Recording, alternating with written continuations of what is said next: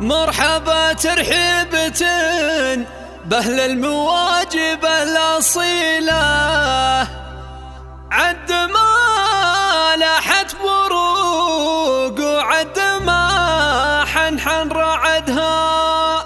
يا هلا باللي لقاهم يشفي الروح العليلة،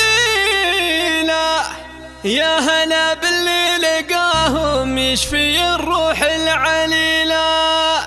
يا وجيه النورها كالشمس لا جيت بكبدها.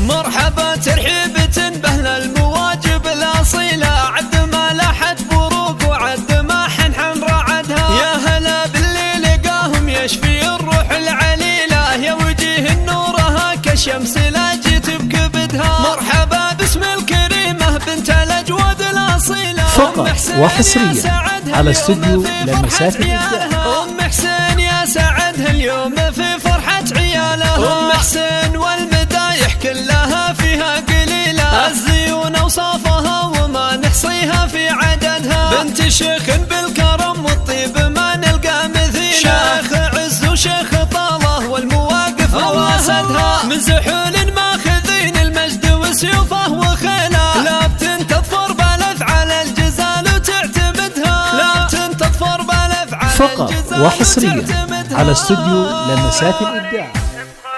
افخري يا أم حسين فيهم وانت لهم سليلة، ذولا راعين المرجلة وللمراجل هم سندها، وانت اختلي لهم في الناس مقدار وفضيلة. القروم اللي لكل الناس ما تكسر مددها، والله يبارك لعادل ليلة من ألف ليلة. فقط وحصريا على استوديو لمسات الإبداع. ليلة فيها السعادة ويفرح الكل بسعدها، وانت رمز الجود يا عدل والأوصاف النبيلة. يا فخر وبوك بأفعاله واسمك ما فقدها، ربعك اللي يكسبون الطيب ويا نعم القبيلة. فقط وحصريا على استوديو لمسات الإبداع.